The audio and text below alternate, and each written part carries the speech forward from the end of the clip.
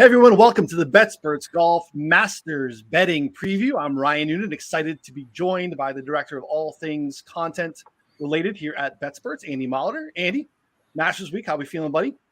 We're feeling good. I already told you, I had steak and eggs for breakfast over at my favorite dive bar right around the corner. Just never have a day that starts with steak and eggs that's going to go bad. So today is not enough time to dive into a lot of the data. Today is going to be a heavy finishing the research, finishing up some of these. The betting menu this week is always massive, and there's so many fun little derivatives that I like to dig into. So a lot of research this afternoon. I needed that brain food. 29 looks good on you, buddy. We're in it well. So also joining us in this spot, as always, it's your favorite golf tout's favorite golf tout from the Mayo Media Network, Jeff Feinberg. Jeff, how we feeling? Honestly, guys, I am not as in a great place as many other people. There have been some new laws where I live in Ontario this week that is kind of made, I've never had issues setting a lineup, making a bet in my whole life. And now issues are coming because things are getting regulated and legalized.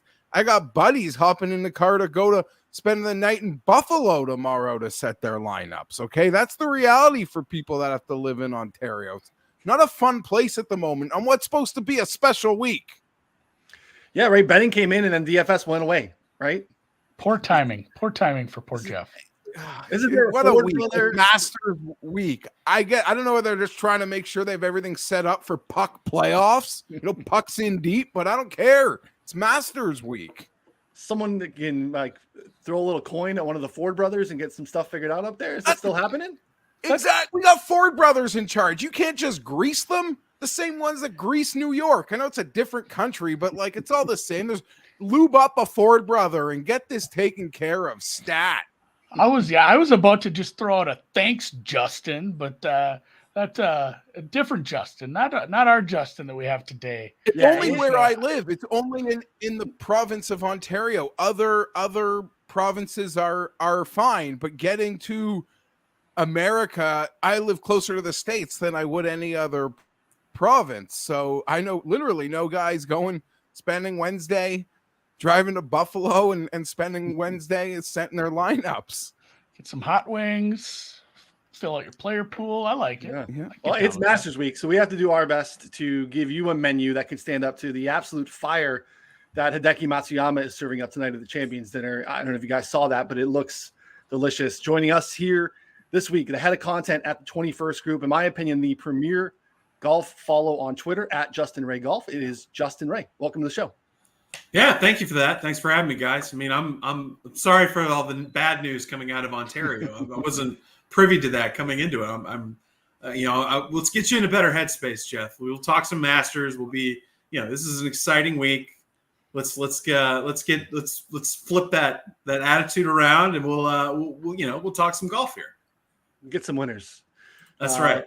Cannot wait. Justin, you look well rested too, which I am very jealous of. So before we jump into a reminder to subscribe wherever you're watching or listening. We'll be in this space live every Tuesday morning at 11 Eastern. If you want to hang out with us on the BetSperts YouTube channel, we also have our DFS show in the afternoon live at 3 p.m. Eastern on Tuesdays as well. Both of those shows available in podcast form on Apple and Spotify. Definitely appreciate your support there. Rate and review the show, especially as a new show. Helps us a ton. If you were hanging out and watching on YouTube, let us know in the comment section who you think is going to win this year's Masters. We're going to have a roundtable show on Wednesday, also giving our final thoughts before things get started on Thursday. Also, head over to BetSpertsGolf.com. A bunch of free content there, including Ron's course preview, which I think is as thorough and detailed as anything you will find, along with my player guide breaking down every single participant in this year's field, taking a little look at their history, little look at recent form heading into this year's events. Majority of the content is behind the paywall, though. For a limited time, you can grab a sub at 50% off, just $99 for the rest of the year. Tournament simulations, we're going to have live in-tournament projections and simulations this week as well, which we are very excited about. DFS Optimizer, for those of you not in Ontario, you can build some lineups along with our customizable matchup tool if you want to price out head-to-heads, groups, all of those things. So BetSpertsGolf.com. Anything I missed there, Andy? Oh, subscribe to the newsletter. usually once a week, maybe twice a week coming by. I had fun doing an extra one this week. I should say, you mentioned Justin Ray at Justin Ray Golf. If you're listening in the podcast and you can't see his name, if you follow golf and you're not following him anyway, I don't know what's going on with you, but I mean, definitely a great follow and a big part of my newsletter because I put tweets in there all the time. Like I just embed tweets, and I don't know if I've had one without a Justin Ray tweet in there. So thank you for the volume tweeting about golf. It helps me get things done during the week. All good, man. That's what I do.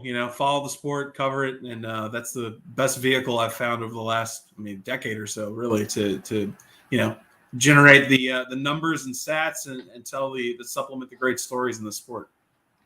Yeah, we have a great trends piece as well. And I know it's something that you spend a lot of time with too, Justin. So let's start there because this is such a unique event for all the reasons, right? I'm such a sucker for this event. I love all the pomp and circumstances. I've talked about, like, you hit me with a Masters flyover in February on CBS, like for, conference tournament championships. I just cannot wait till we get to this week and we're finally here. It's a short field where the course history matters here really more than anywhere else that we find on tour.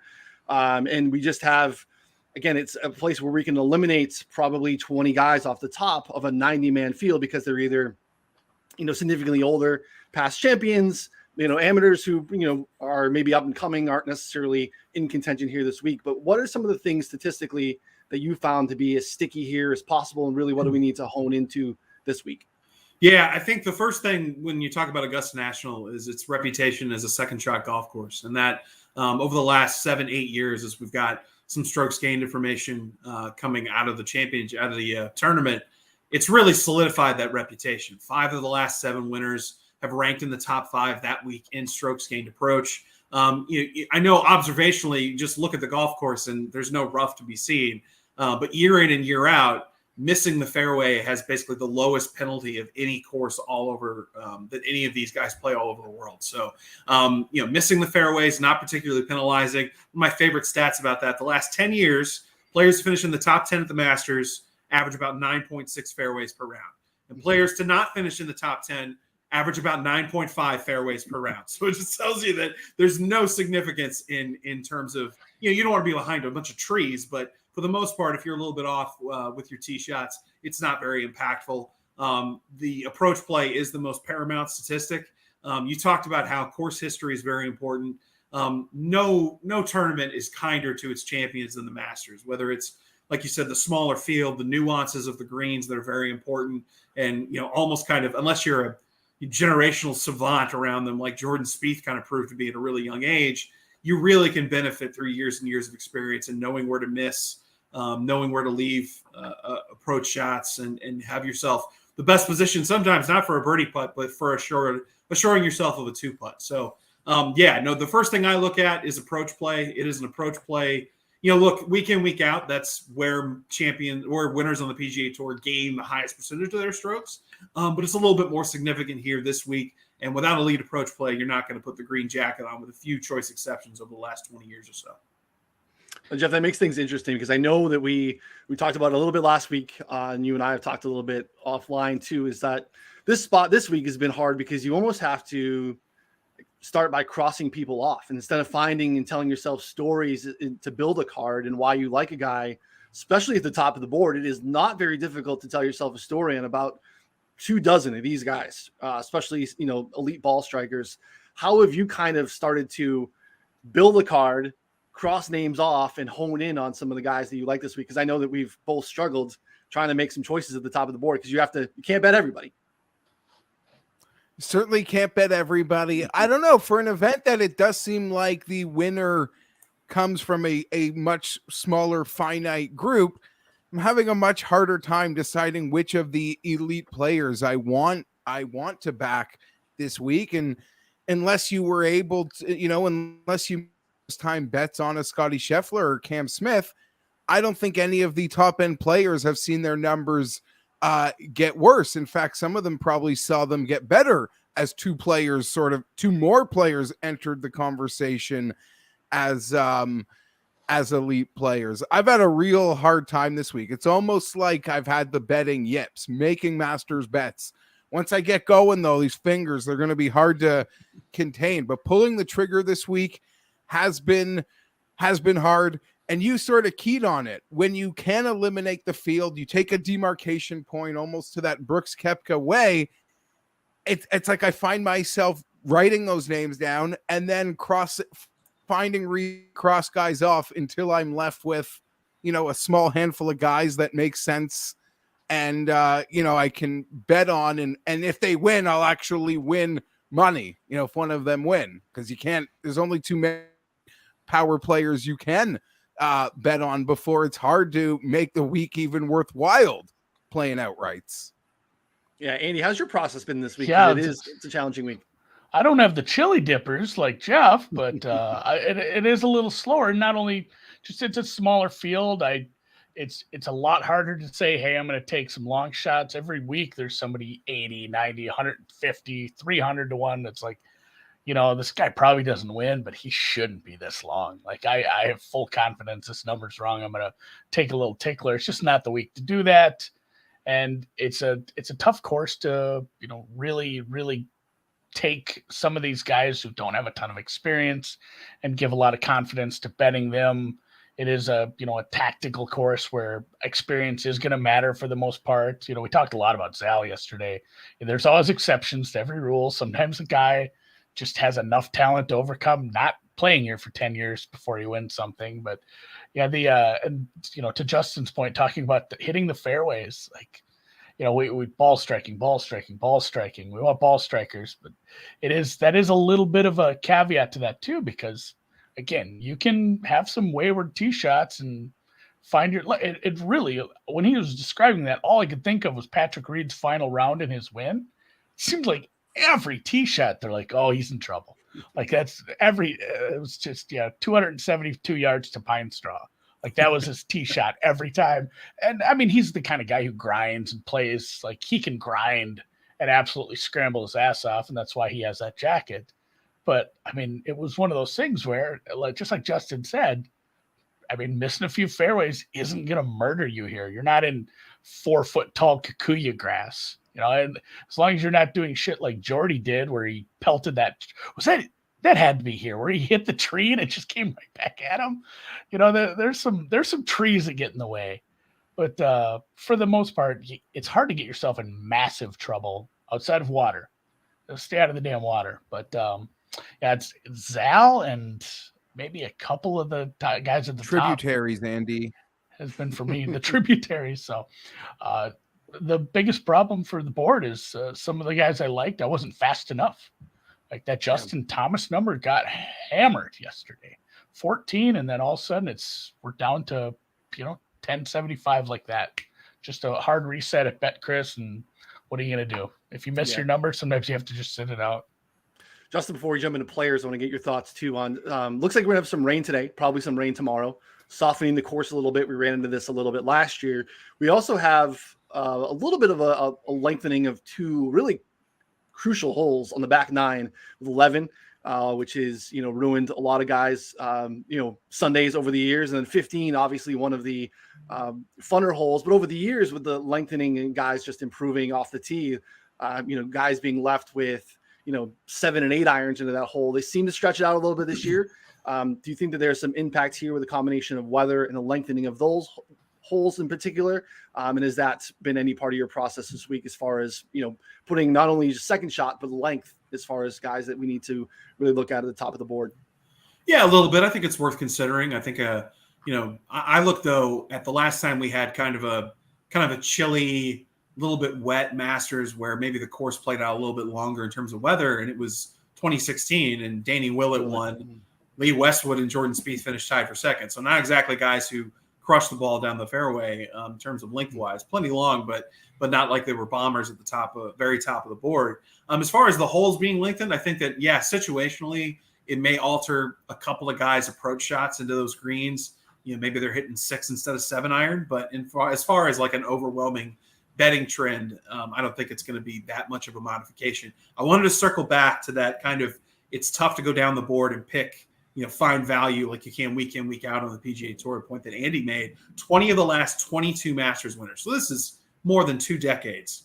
20 of the last 22 are ranked in the top 30 in the world. And that just goes to tell you that, look, it's really tough to go way down the board and find somebody who's going to, come out of nowhere and break out and win. One of those exceptions to that 20 out of 22 was Angel Cabrera, and he had already won a U.S. Open. So, I mean, it's difficult to go down the board and find great value like you can week in, week out on the PGA Tour. It's just a different tournament in terms of the smaller field, the elite nature of it, and the benefit that some of the guys who've got past reps and past success here can have on this golf course. Well, our friends at FanDuel allowed us to both go down the board and stay within the top 30 yesterday, Geoff. They've kind of come back to earth as far as some of the numbers that were out there, but get us started with some of your thoughts. You're going to jump in there with something. Well, I guess. Sorry, we're talking about you throwing. You can talk about whatever. We were going at the same time, so I'm kicking it back to you. Yeah, no, I was just going to say, to Justin's point, the books are hyper aware of this, even just to compare it to the players that we had a couple weeks ago and the type of numbers and how crowded that 25 to 50, 60 to 1 range is. Now it is almost on some books like it's a barren odd range. And it's interesting because that has been an odd range, Justin and friends, that has been so kind to first-time major champions over the years, not just in recent Masters history, be it, Reed, Sergio, Hideki, even Willett by go time, even Bubba's first win comes in there, but so many first-time major champions from Brooks to Collin to Shane Lowry. You could just keep going down the list the last 4 or 5 years of the first-time major champions that clicked in this range. And there doesn't seem to even be options outside of Will Zalatoris at the moment, at least on the books I'm able to use. Yeah, FanDuel, there's 130. There's no one in the upper 20s. Zalatoris at 35 is the only one that exists in the 30s. And we jump back down into, a handful of guys that I think we typically have in the 30s. They're down there in the 40s. So it is interesting to, again, shop books. There are some variations out there for sure. But let's start at the top of the board. Are we going to do the thing again where we just keep saying the score? Like, do you remember that at the best price for somehow every golfer in the field, the best price was at the score last week? Yeah, none of us have an account there. They're mixed bag this week from what I'm seeing some spots. Sure. Again, FanDuel yesterday, we were recording this show last night at 7 p.m. We very much just talk about FanDuel having the best numbers. They were baiting you into betting down the board. So those numbers have mostly evaporated at this point. The 95s on Hatton and 85s on Berger have dissipated, but those are criminal numbers. But Andy, start me at the top here. Obviously, we've got a lot of smoke on Justin Thomas. That is our guy, PGA Splits 101, Ron's play for the week. Obviously, when we're talking about ball strikers, we're talking about second shots, and form. I mean, really, Justin Thomas hasn't won this year, but he has continued to press himself into contention on Sunday. I mean, I think really the best round of golf we probably saw all year was what he did over the Players, which is, a 69 isn't going to move the needle a lot, but in terms of relation to what everyone else in the field was doing that week, it was absolutely incredible golf. Are we taking shots at the very, very top, or talk to me about how you've kind of started to cross names off on who you're looking at? Yeah, that was the joke across Twitter after the wind day at the Players was just like, this is something we have to throw out. Like, all of this data is just bunk. We can't use 99% of this. And I said to someone after it, I'm like, there's a couple of things maybe to take away. And that was one of it. It was like, maybe Justin Thomas's round in this weather is something to take away. If he can put this sort of, round together in that sort of conditions, that says something. Like, that's hard. That's just a really tough thing to do, considering how poorly some people were playing. It was horrible watching. But, he didn't really follow it up. It's almost like a tennis break, a break of serve. Like, you got to consolidate. I really wanted to see some more good play from him later in the tournament. I know it was a weird schedule with all the weather delays and whatnot, but he still is clicking. And Jesus, can you imagine if this guy could crack like 180 pounds? He'd hit the ball like 350. Like, it still blows my mind how he does it at that size. But yeah, he clicks in a million different ways. And just the toughest part is the top of the board is full of major winners and multi-time winners. I mean, people have won multi tournaments this year already. And I'm probably just not interested in Justin Thomas now that he's down to 10, 11 to 1. So I love him to death. One of those cases where tee time should be out here soon. Maybe he's an afternoon tee time. Maybe a couple big guns go out early. With the time decay in live betting, it's just the first round. You're not going to see him drop to 20 to 1. But maybe somebody just scorches the course on Thursday and I get a better JT number if he goes out late, as the whole field will adjust a little. For now, staying away from most of the top. Rahm, no interest right now at those numbers. He can click, but I haven't seen it for, I don't know, months.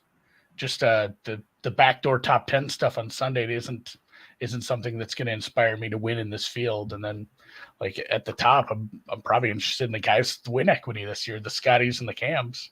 So yeah, imagine being off and still being tops in ball striking over the last 6 months. Like this is such a weird spot for Rahm. But Justin, there's a guy right behind your right shoulder that is going to change, obviously, the dynamic of both the betting board and then obviously maybe some of the attention that some of the guys at the top of the board are going to be feeling this week. Obviously, Jon Rahm has a combination of someone just stole his number one ranking, and then there's this other guy that's going to steal all the attention. Rahm is increasingly interesting to me. I know you're interested in Justin Thomas. I like Andy's approach to waiting a little bit to seeing if we can shoot at the top of the board, but talk to me about your thoughts and how you're kind of attacking the top.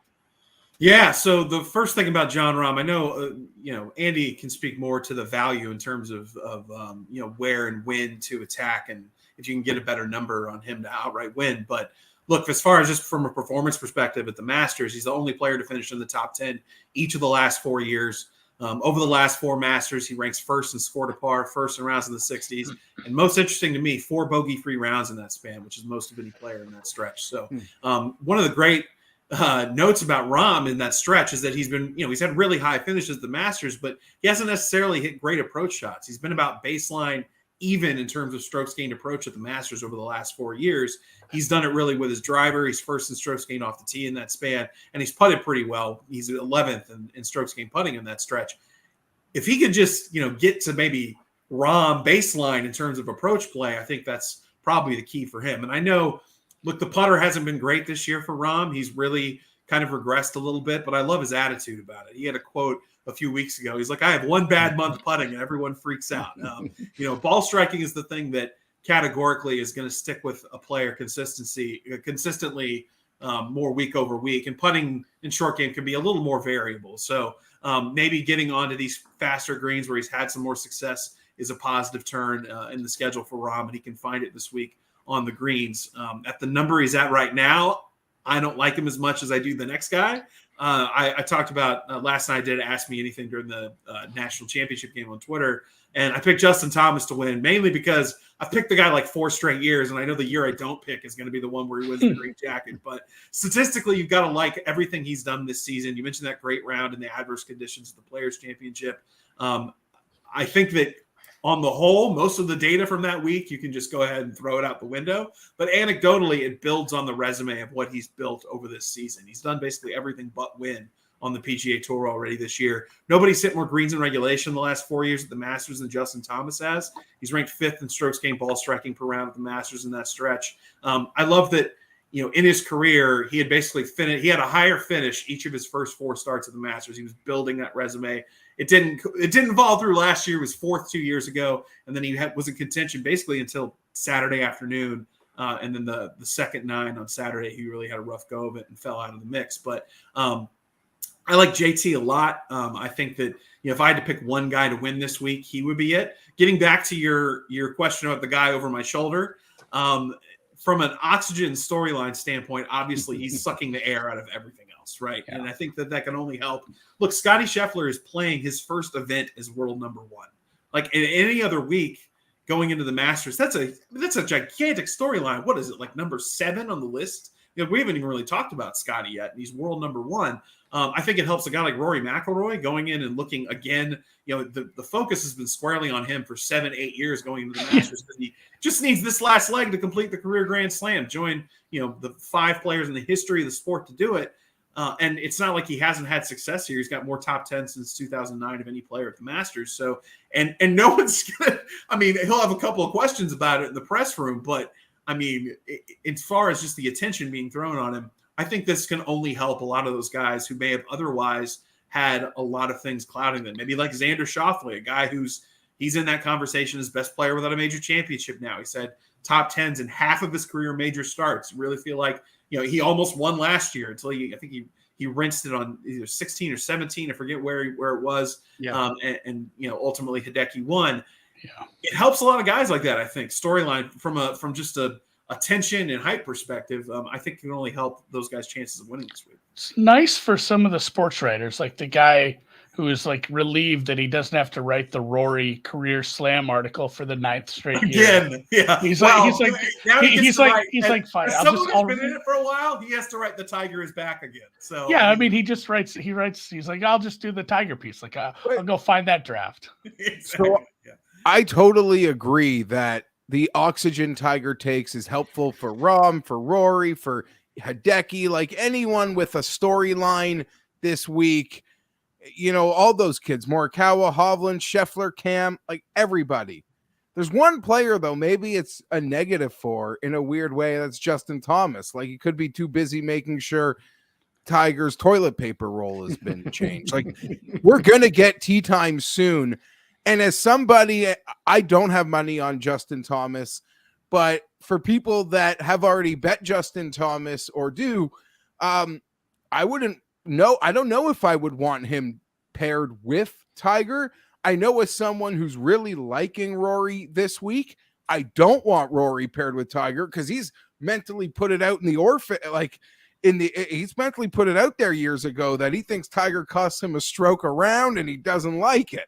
So that's the last thing I would want betting Rory, but I don't know if it would help or hurt Justin. Maybe their team play together and team events could make it better, but I don't know. I'm torn on that. What's your Rory opinion on last week? Do you think he just punted it, got in some golf?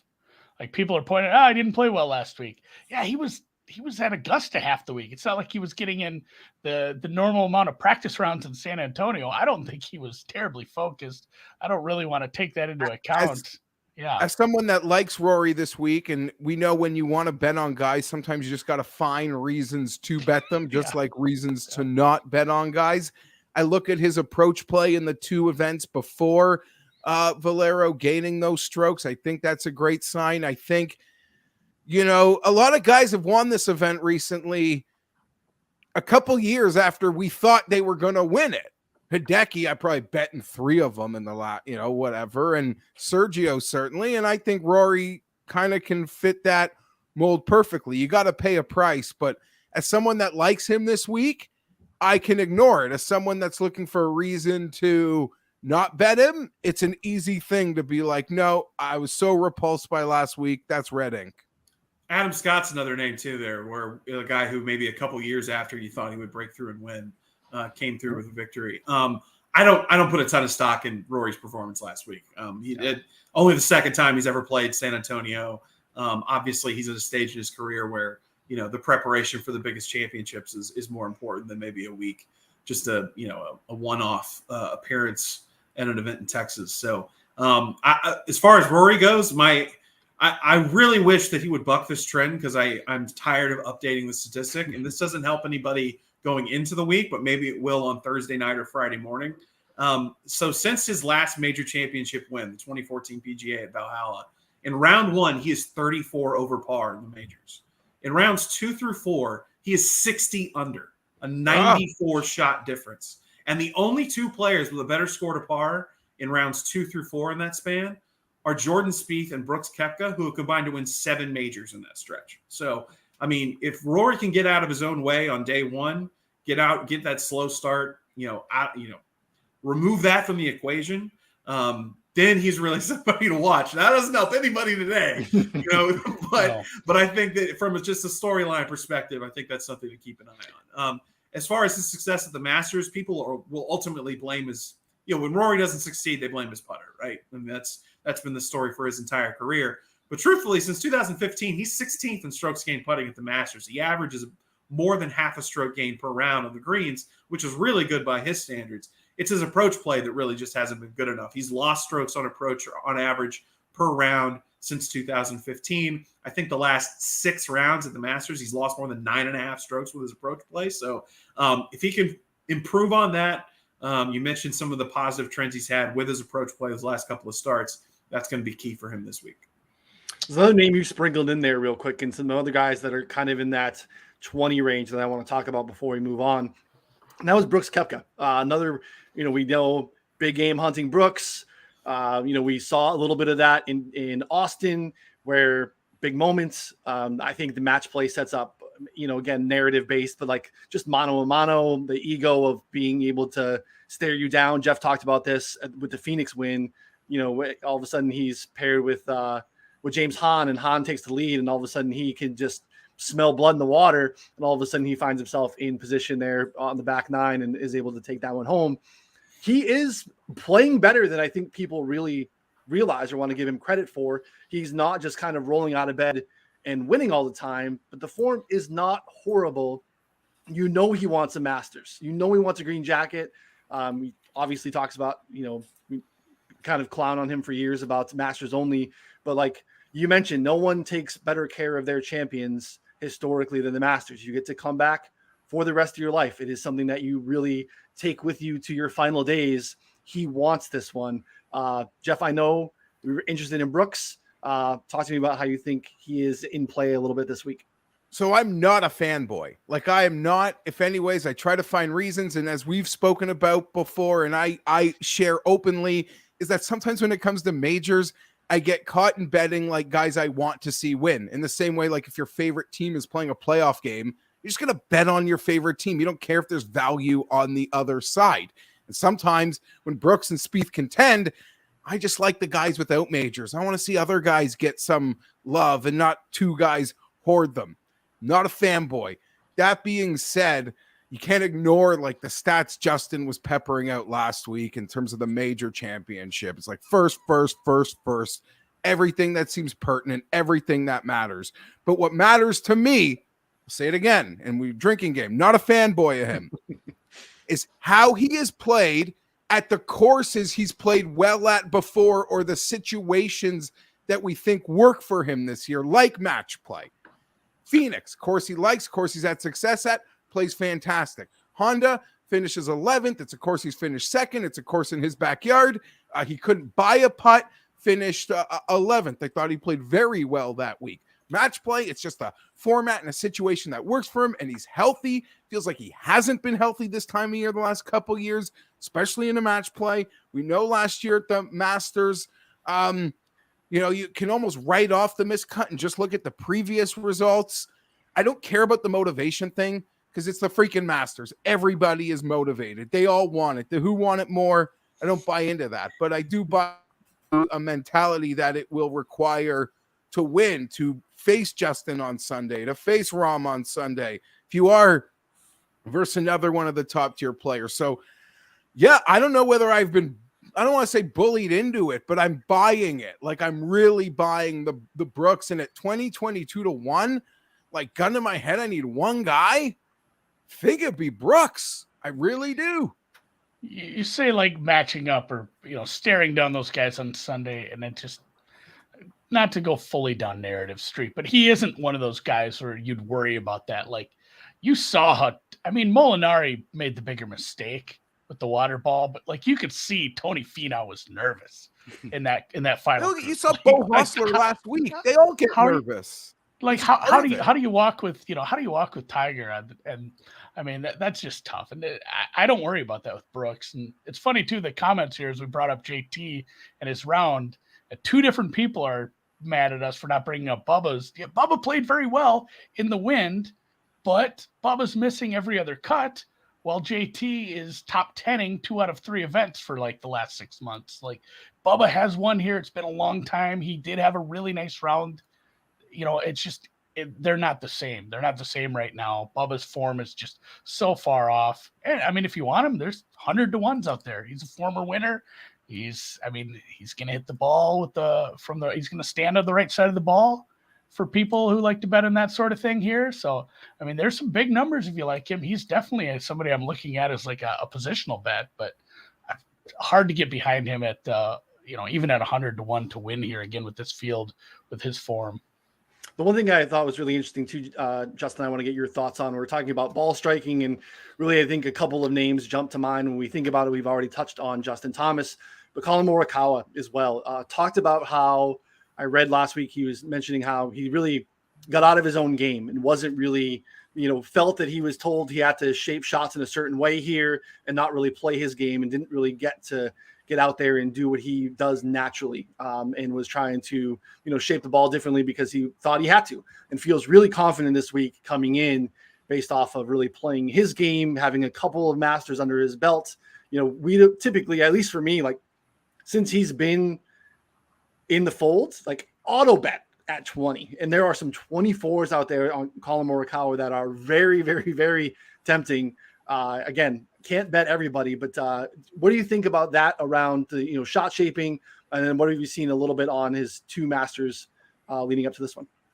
Well, when you talk about Morikawa, I don't know if everyone's forgot, but the last time we were at a major championship, he won his second in 8 starts, and no one's done that since Bobby Jones. So, I mean, just the fact that he's got, and that speaks to his unbelievable iron play, right? Like since he's turned professional, he's been the best player in terms of strokes gained approach per round on the PGA Tour. Over the last 3 seasons, he's first, JT's second, Russell Henley's third, a name we haven't mentioned yet who I think is kind of interesting a little bit down the board. But no, as far as Morikawa goes, in his previous Masters starts, you mentioned the need to shape shots and maybe change your approach. Man, ask Martin Keimer how that worked, because a few years ago he went and restructured his entire kind of approach so he could have success at Augusta National, and it didn't work out. And that's kind of Morikawa's I know Keimer's got a couple of major championships in the Players, but Collin Morikawa's got the kind of transcendent talent where I don't think that he needs to make any kind of modification. So it's kind of it's encouraging to hear him talk about, playing his game, swinging his swing, and not, going outside the box and trying to have a different approach. In his 2 starts at the Masters, he ranked 19th in strokes gained approach in 2020, 21st in 2021. So even though he was, doing things a little bit differently those 2 weeks because he was told he had to, he still had some really good approach play numbers. That's well above average. It's not quite the class he's normally in, week out, but he did have some success there. Strokes gained putting, he was about neutral in terms of not gaining or losing any strokes in those 2 previous appearances at the Masters. I really like him a lot this week at that value. I mean, I just think that the ceiling is so unbelievably high. You just look at the success he's had in the major championship since he's turned professional. And it's, like I said, I mentioned the Bobby Jones stat. It's like something we haven't seen in a really long time. So, I haven't heard as much chatter about him as maybe some of the other names like JT, Rahm, Scotty, etc. But I think that you would be ill-advised to not strongly consider Collin Morikawa if you see him out there at 24-1, like you said.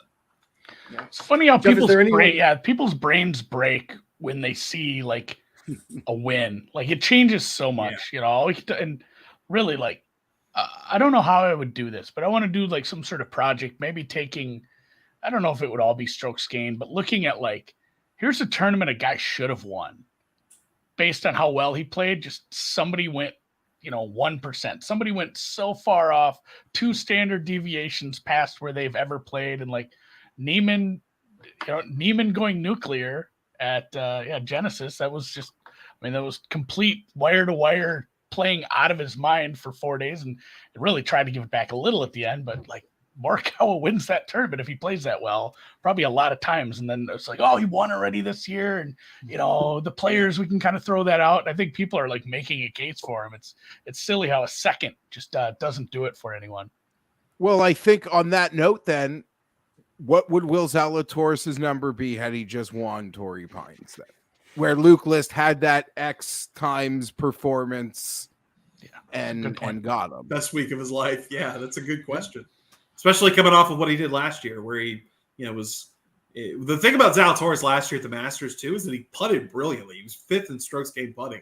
So you wonder if maybe he just really likes these kind of faster greens, and we'll see what we get here with that. But yeah, no, it's a great point about how a shot here, a shot there by someone whose game is on the other side of the field for, let's say he's got the other side of the draw for the first 2 days, and it can completely change your perception. Because Morikawa wins Riviera, there's a chance he's number one in the world right now. I don't have the numbers in front of me, but that could have been the case. And you're looking at him completely differently. It's an interesting point, Andy. Yeah, we're seeing again. Yeah, and I say that. Sorry. Oh, go ahead. No, I'm not. I want you to finish. I was saying we're still negative on just typical strokes gained putting for Zalatoris on the season. But if you look at it, we are trending a little less negative every single week. So, maybe there is something. He putted pretty well in Austin, made some big putts down the stretch when he needed to. I do like his game. I talked about him as someone I bet early last week because I wasn't sure if the 35s would still be there. They still are. They didn't get better, though, so they're still around. But again, I don't want to overrate a debut here, but what he did here last year, how he talked about how he really loves how his game sets up on these places where he can really let it rip, where the advantage is distance off the tee. And that's kind of what we saw at the Farmers, where he played really well. So I love him. Again, ball striking, we just similar to JT and Morikawa in a lot of ways. When the putter is even somewhat close to field average, they are in the top 10 and they are in the mix on Sunday afternoon to contend. So we run a little hot, even similar to what Justin said, and we get something that resembles his putting performance last year. We're going to feel pretty good, I think, about our 35s, Geoff, come Sunday afternoon. Yeah, and I was, even the cool bet here in Canada hooked me a 40, a site that works this week in Ontario. So I'm in on Will Zalatoris at 40, and to the point that Andy was making, I spent last week overrating. Me and Ryan had spoken. He's like, I bet Zalatoris. My thinking a week ago was his first win on the PGA Tour, like a pro win, is going to be the Masters. That's just an ask I don't want to get in front of. And then I just sort of allowed myself to reset and say, because all I would have needed would have been an RSM win, a Sanderson win, maybe even a Subfield win. And I'm not going to take second place at last year's Masters, a playoff loss a couple months ago at Torrey Pines, and say, in my head, I've got to say that's worth the same as some shitty Subfield win. Well, I decided it is. And at that moment, I made the decision to bet Will Zalatoris to win, to do quite an ask, your first professional win, to be a major championship. But what if he did win at Torrey Pines and then went into Austin and we saw significant putting improvement? What would his number be this week? So I'm here. I'm on the Willie wagon. I'm prepared for glory. Like all outright betting, I'm prepared for disappointment as well. I love the Willie wagon. That is definitely going to be a thing. We're going to make that a thing because that's great. Andy, can we get you on the Willie wagon? Or I'm already on. It's the only one I've actually placed. Is that Zal 35? It is silly. I don't know. It almost falls in the same category as this guy can't win this tournament because he won it last year, and that's hard to do. That shouldn't be a barrier to entry if you think he's playing well enough to play it, and the price is okay. It's the same thing.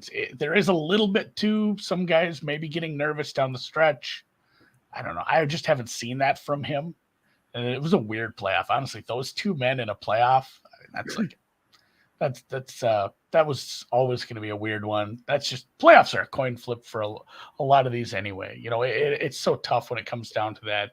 And it's silly. If he wins a tournament, we're talking about a completely different. I don't know if that should be such a massive barrier to entry. And I think maybe get a little value on a guy who can hit the absolute shit out of the ball on a course that is playing longer, and isn't super penal if maybe his super long drive goes a little astray. And then also, good enough irons to get him out of any trouble with that, and just pray that these super pure greens treat him well. And I think he's probably, in the final few groups on Sunday. And at this point, you have to, again, convince yourself as to why this guy, the reasons that he can't win don't bother you, and you can make more out of the reasons you think the player can actually win. And you look at the courses that Willie's had success at before, and those are courses, Quail Hollow, Torrey Pines, the Masters, major championship venues. It does feel like, and I'll give Mayo credit for sort of pointing this out, it almost feels like in the same way Finau finally won at Northern Trust, him winning event kind of just feels just as likely in a super strong field as it will in some muck 3M Open. The week it kind of clicks, it's just going to click. And it won't matter who the field is. And that'll sound really stupid when he loses by a stroke or two to a Justin Thomas caliber. But yeah, I've just decided that the field strength doesn't matter. He's just capable of winning. I've convinced myself. Slander to my hometown tournament aside, I agree. when we use a tournament as a placeholder for, hey, this is a shitty tournament, our style guide usually uses the Rocket Mortgage, because I have a special place in my heart for the 3M. It's a decent little place. I like the TPC course. But yeah, and it feels like too with Zal, it almost feels like a Scotty situation. Like, if this guy wins, does he just rattle off like two more? Does he win one of those midsummer events and then do something again in the fall? It's just right there. It is just wild over the last few years how these young guys have been. I don't know. It just didn't feel like that 10 years ago where a guy would come up and instantly be this good. And it just goes to show how differently things are handled right now on the European Tour, on the Corn Ferry Tour. And, it's wild, because we would never do this with people that have played this little golf, that are suddenly like, I've played like 20 pro tournaments, like on the main tour. We're going to bet him to win the Masters. Just ludicrous stuff. We haven't done that since like 96. Justin, there's another guy in the field who is trying to make a case to be this year's Zalatoris. Sam Burns has played terrific golf for the last calendar year. Has never played here before. Game sets up fairly well here as well. A guy who sometimes can, at least so far this year, spray it a little bit off the tee, but not penal here, as we've already talked about, and really historically has been a bomb and putt guy that has played and kind of pieced it together a little bit more on the approach this year. Is there a case for Sammy Burns finding himself in very similar situation to what Zalatoris did last year? I could see it happening. Now, I like Sam Burns a little bit more at the PGA Championship than at the Masters. I think that type of environment might set up a little bit better for a guy who, look, he's flashed unbelievable talent. No one's led more rounds on the PGA Tour since the beginning of last season than Sam Burns, but we have seen him in some bigger spots on some Saturdays and Sundays, not particularly perform his best. So maybe he's a guy who needs a little bit more of easing into some of these bigger situations. He's top 10 on the PGA Tour in strokes gained approach, ranked 9th, 15th in tee to green. He's an exceptional putter, especially on Bermuda surfaces. One of my favorite numbers about Burns is that since I think it's the beginning of 2018, he's like a quarter of a shot better per round strokes gained on the greens, on Bermuda greens, than any other player. It's unbelievable, the difference of what he's been able to do on those putting surfaces. So, like I said, I like him a little bit more at maybe an event like we're going to have at the PGA Championship next month. That's a place where I like Scotty Scheffler a little bit more too as well. But yeah, no, I don't. He's definitely got the talent to do it, and no one should be surprised if he goes out, Thursday, shoots 67, and he's right there in the mix again, like he has been over and over again, because the talent is immense, and he's a guy who's going to be a force to be reckoned with for a long time here on the PGA Tour.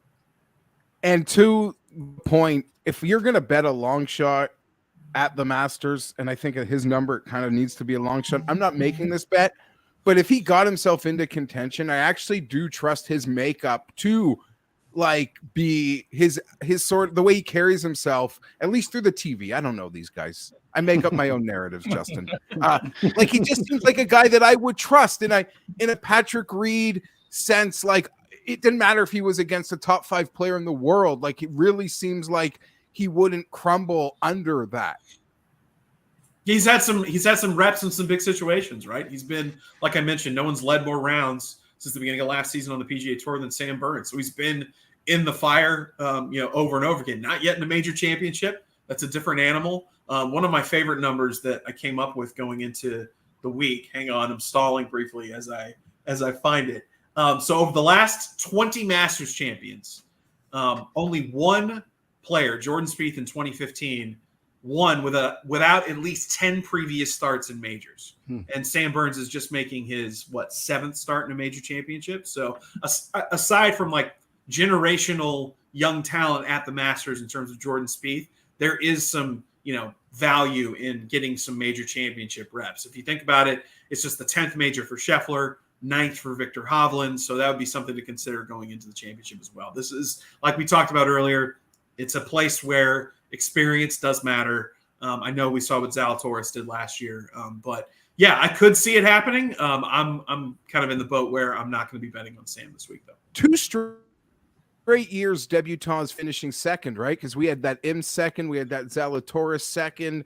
They're not the write-offs as they used to feel like, because just kids in all sports, the quarterbacks, the PGA, like the MLB, like all these guys are just ready to win, like right away. Like it felt like we were, I don't want to say we were lied to by media, but they created these narratives that everyone had to be really battle tested. They just seem so much more prepared today. And I don't know, maybe I'm not saying a debutant is going to win, but I think they create opportunities in like prop markets where sometimes they're just being blindly discounted. Yeah, it's definitely much less significant now than it was 10, 15 years ago, right? I mean, you talk about, a guy like Zalatoris, he hadn't had a ton of success on the PGA Tour going into the Masters last year, but he had a ton of high finishes on the Korn Ferry Tour. And it speaks to the depth of talent on that tour at this point, right? Where, guys are coming off of, they're essentially playing professional tournaments when they're in these AJGA events when they're 14, 15, 16 years old. And they're still playing. They're playing against those same guys as they rise up through the ranks. And, the depth that we have in golf all over the world now it's not like anything we saw 20, 25 years ago. I think, the dude over my shoulder probably has a lot to do with that in terms of getting better athletes and people more, more sophisticated golf games earlier on in their lives. And it speaks to, it doesn't strike me as something that means as much as it used to. I mean, you even go back to 2014, Spieth and Jonas Blix finished tied for second behind Bubba. They were both making their debuts as well. So we have seen it happen a little bit more in recent years.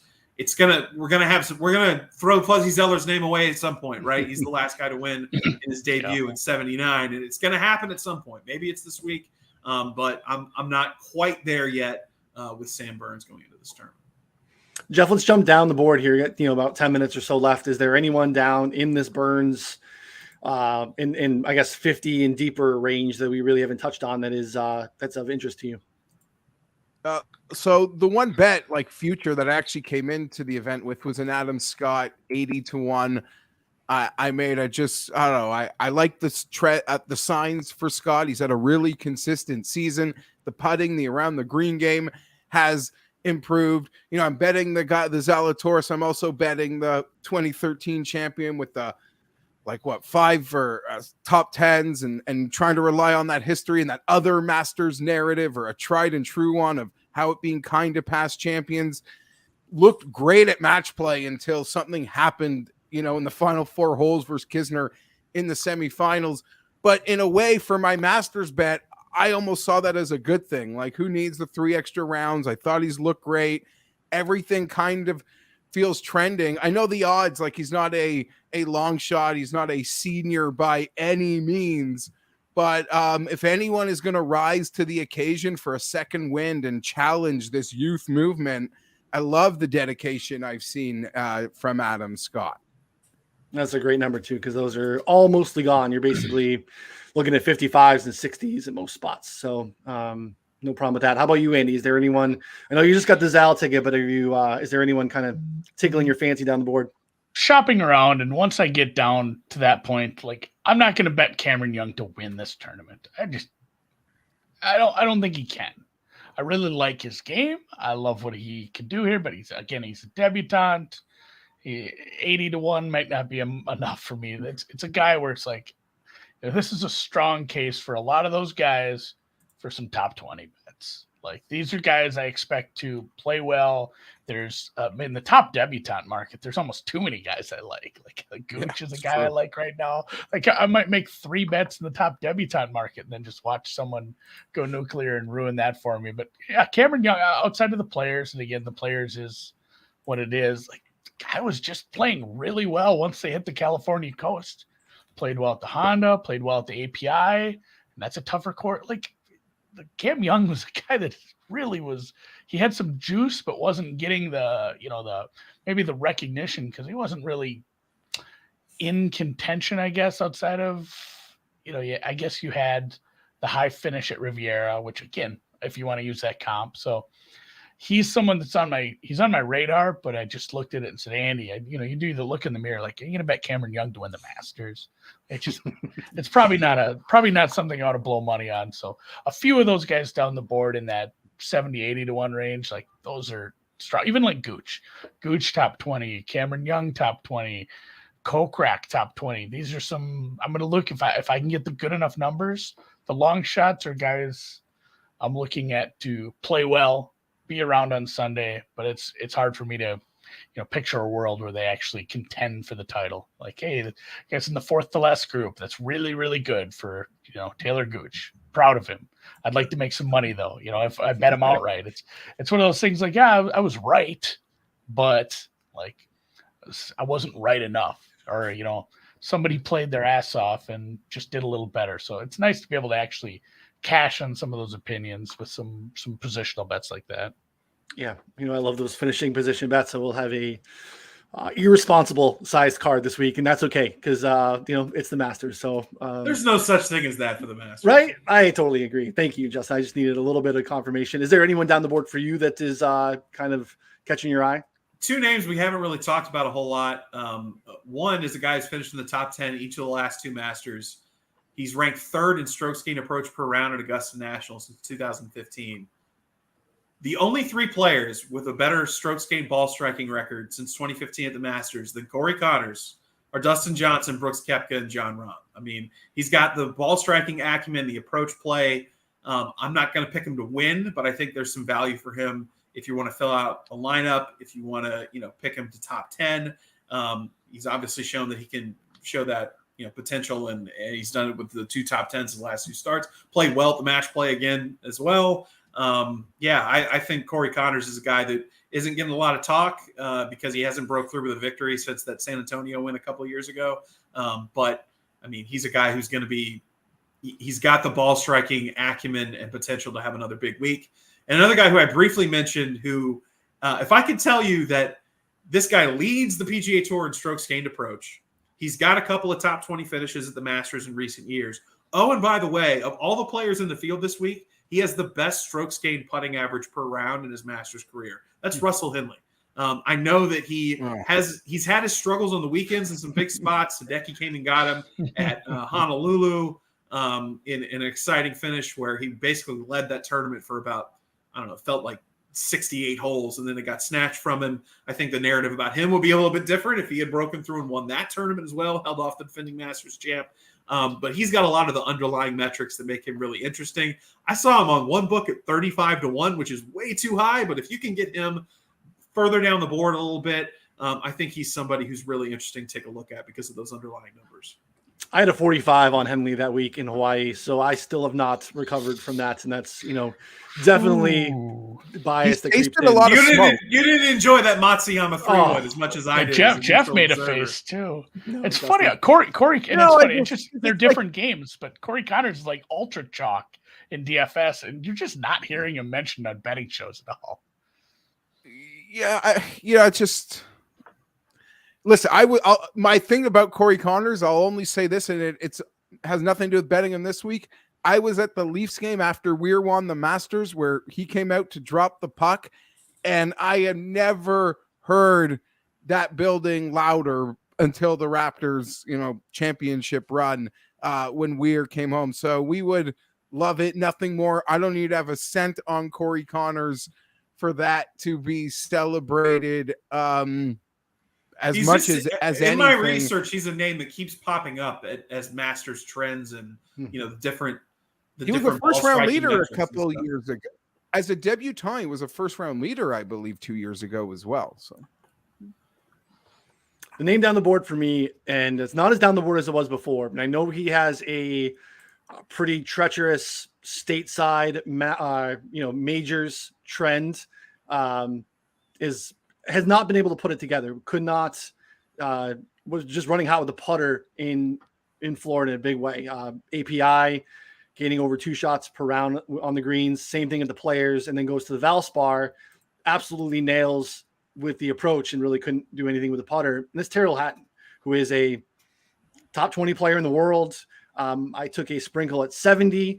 It jumped to 95 last night for a little bit. And Jeff and I jumped back in at 95 on Hatton, which makes no sense. He fits Justin's trend. This is a top 30 player in the world. Again, when everything is going, the ball striking is terrific. So again, the prices was felt absolutely egregious to me. Again, he is out there now at some places, 60s, 55s or so. I still think it's in play. This is a upper echelon player who is not afraid of big moments. And I think do we think he, catches his first major at Augusta? I'm not sure. It probably would like him at some other places, but the number felt wrong. And again, if he could piece it all together, tee to green, I really like his game. So Hatton is a nice look for me. We'll be playing him in DFS because I don't think he's going to garner any ownership. And the betting market was way off for a little bit last night.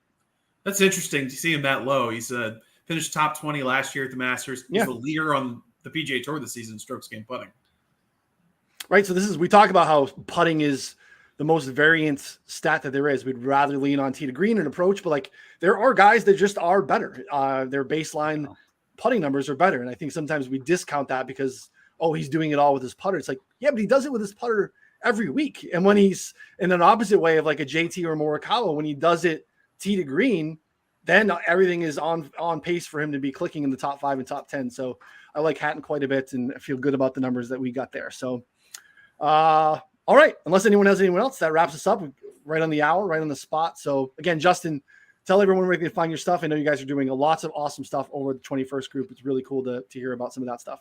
Yeah, you can check me out every week at PGAtour.com with our weekly stats report. That article's up right now. I'll be with The Athletic for all the major championships this year. Preview article going up Wednesday, and then our 10 notes to know, recapping the best notes and numbers from the day after each round. Check us out there at theathletic.com as well. Awesome. Jeff, what else you got going on this week? I got another video showing up from Odds Checker with my props where I'm heavy on Siwoo Kim, guys. Top Asian, top South Korean, placing bets. That 12th place finish with the 3-wood last year. So big on Siwoo. I got that coming up for Odds Checker later this week. And I'll be joining the boys at BetSperts tomorrow afternoon at 2:30, Ryan. So looking forward to that. Yep, excited roundtable show.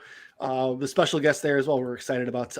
Andy, you're excited about the Siwoo Kim stuff. Wow, what else is coming at BetSperts? A lot more articles. A lot of free articles this week. We're kind of giving you guys a blessing here. So, Brian's article, Ron's big preview. Obviously, Ron's betting card, Brian's betting card. Some of the other stuff will be premium as we get to tomorrow with a lot of premium content, the premium tools as well. But as we said, $99 rather than $199 right now, 50% off gets you everything. And it's one of those weird things too. It is getting in on the ground floor kind of, because the dev team is hard at work adding new tools. We'll have 3 or 4 new tools added by, midsummer here. So it is a pretty good price for what you'll get for a full year of coverage. And with that, we'll call her a day. Thanks to everybody, especially Jeff and Justin. Just not you, Ryan, though. Well, they made some time for us today. So appreciate it, guys. We'll catch you guys here next week for some more talk on golf and the DFS show later this afternoon with Daigle, you, Ron, and special guest Derek Farnsworth of Derek Farnsworth. I don't know if we told people yet. Yeah. Yep. So we'll be back this afternoon, 3 Eastern here on the BetSperts YouTube channel and again podcast form as well. So for Andy and Jeff and Justin, I'm Ryan. We'll see you all soon. Thanks, everyone.